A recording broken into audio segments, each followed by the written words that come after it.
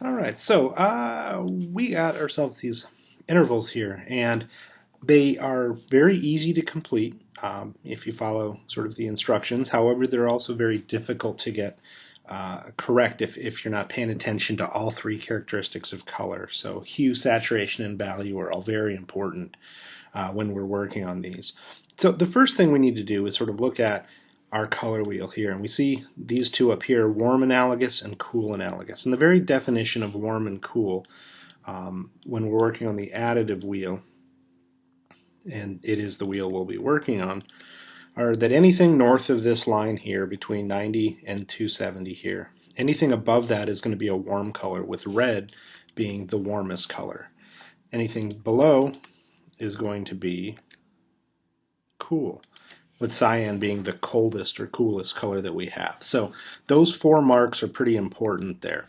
270 and 90 are the cutoffs for warm and cool, and then cyan and red are sort of the markers or the middle points of their respective halves of the color wheel. So when we talk about it being a hot color or relatively hot, it's closer to red. So when I talk about in a minute I'll mention that it's relatively cool, it means that it's farther from red or closer to cyan. So that's the first step, is finding where on the color wheel we're working.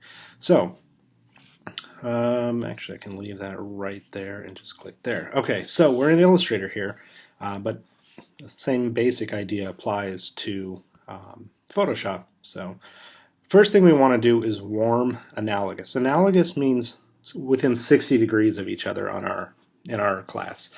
There are, the definition's loose, but 60 degrees seems to be pretty universal as far as what qualifies as adjacent on the color wheel. So 60 degrees, or 60 on the H slider.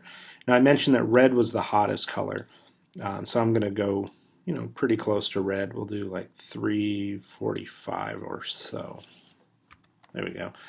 And you'll see that it does auto adjust a little, but that's fine. So then 345, and then 60 less than that is what? 285? Okay, so there we go. There's our parent hues. We'll do cool next. I don't know, 110, 110, 120, sure. 120 is pretty warm. It gets close to that 90 degree, but it's still 30 degrees away. And then 180 would be the cyan, or the 60 degree mark away. Cyan would be 60 degrees away, so we're good there.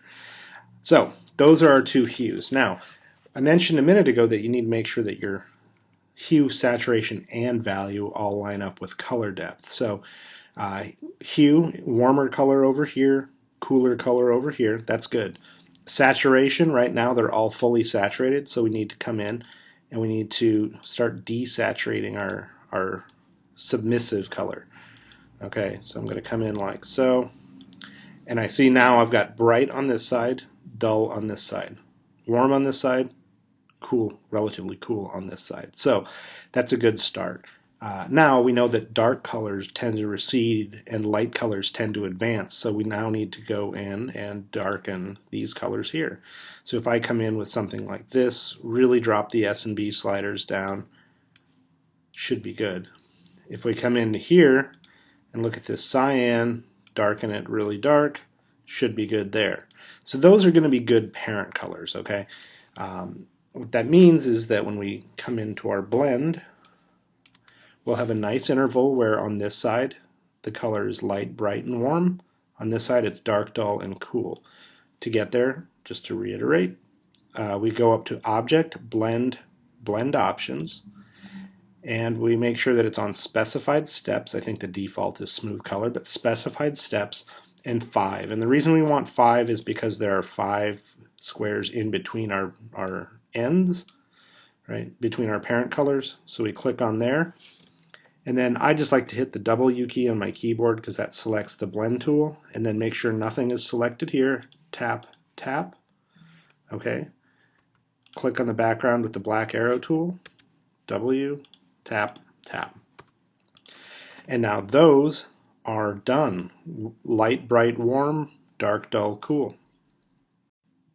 All right, so now that these are done, we can start looking at the bottom two. And these ones are tough because we have to make sure that we've got the value spread out, but not too spread out. So what's going to go on here is we're going to start with warm colors, and I'll just again start with the pure hue, and I'm going to go yellow. Now let's go something a little more difficult. Let's go orange, and I don't know, let's go maybe something like that, sort of reddish magenta there. So these are warm colors.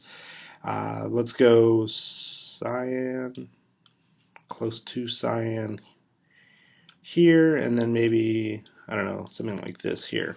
Okay, so warm on one side, cool on the other. So first part looks good. Then from here we know that this needs to be high key. So this needs to be a really light interval here.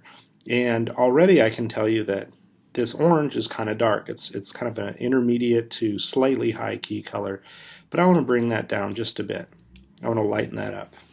Of course, what just happened by doing that is it makes it dull, which now this one here is way, way, way too bright. So I'm going to take that one down on this S slider, the saturation slider, and drop it down really low. So now we've got warm and bright.